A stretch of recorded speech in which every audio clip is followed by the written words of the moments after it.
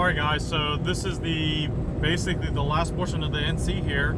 I've driven the car on E67. I've got about 100 miles on it, about 110. And I wanted you guys to look at my fuel trims here. And this is within plus or minus 10. It's a little bit on the rich side, but again, it falls within plus or minus 10. And I think we're good to go here. So the one other thing that I do want to talk about is right here. So the coolant temps. I am on the highway right now. I'm about 3,700 RPMs, and it's about 97 degrees Fahrenheit outside. And the highest that I absolutely saw was with the AC on at a dead stop in traffic in the sun was 230, which is a little bit on the close side. I don't really call that overheating, but it's pretty close. Like, it's not uncommon if you're tracking the car and beating on it to see like 240s at, you know, like spurts of 240. But 230 AC on, no airflow in traffic, I think I'd call that good. Now we could upgrade the radiator for extra capacity, and that definitely would keep the temps down. But like I said, it's not enough for me to really be concerned about. But you know, like, it's one of those things that on the next round of upgrades, maybe we should look into cooling. All right, so we're at 126 miles basically. We're getting some ethanol right now, so we'll sit down and do the math to see what our fuel economy on ethanol actually is. So we'll say 6.6 gallons. So let's see what that works out to be. So we got 126 and 6.6 gallons. Let's do the math, see where we end up at. So 126 divided by 6.6 gives us right at 19 miles to the gallon. So I think that's pretty damn good for E70, E67. So all right, so these are the dyno graphs for the Miata here. And so we've got basically pump gas at 12 psi, which is wastegate pressure. And then we have E30 at 15 and E70 or E60 at 17 psi. So these runs are relatively the same in terms of curve, okay? So peak numbers on this one is 240 horsepower and 233 foot-pounds of torque.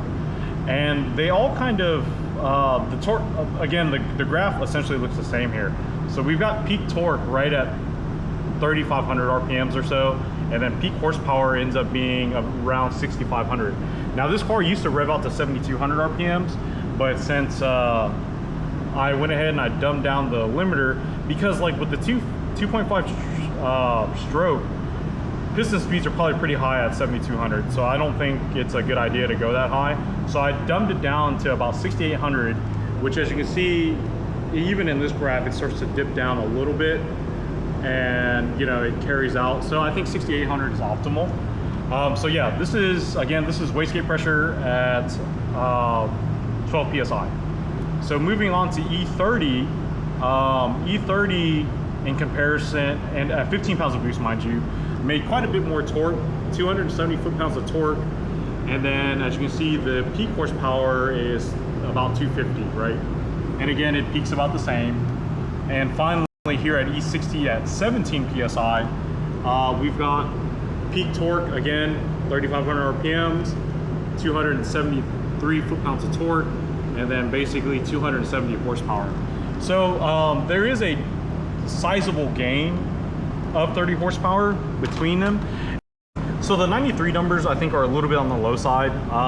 I think realistically what we've learned here, 17 pounds of boost was really the meat and potatoes of the turbo, meaning that it's really starting to get into its efficiency range, which is not surprising. I mean, guys, it's a GT28 style turbo, so I guarantee you that this turbo really wants to be in the 20 psi marker, if not higher than, right?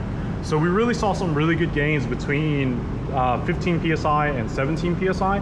Now, between E30 and E17, we really didn't even add that much timing to it. I think overall,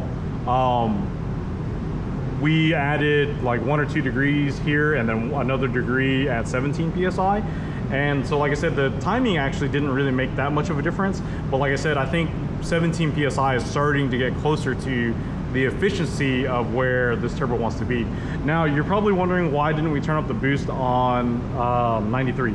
Now, we did actually turn up the boost, but the gains were very minimal. We started running about 15 pounds of boost on the 93 tune just to see without any real ignition timing.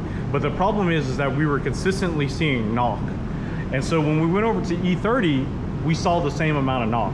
And the thing is that the jump from E10 to E30 in terms of knock deterrence is extremely vast. So what happens is, like, if this is your threshold for knock, when you go to E30, it actually jumps up a lot. And then from E30 on, it still climbs, but it's not as great. So we were still seeing knock on E30 in the same range. And that tells me that it is phantom knock. There's no real way of knowing without knock gear setup, and there's no easy way of setting up knock gears on this motor, unfortunately. So I was relying on the stock knock sensor. But yeah, like, you know, so basically from E10 to E30, I was able to add about 3 degrees total, and it was making steam. But like I said, I really think that this turbo needs more boost, really. But we're at that point where at E60 and 17 pounds of boost, we were right at the efficiency of the injectors. So we were seeing about 70% duty cycle. And now keep in mind, the Miata ECU does not measure duty cycle, so I had to do the math, or I actually used a calculator to do the math, and we were right at 70% duty cycle.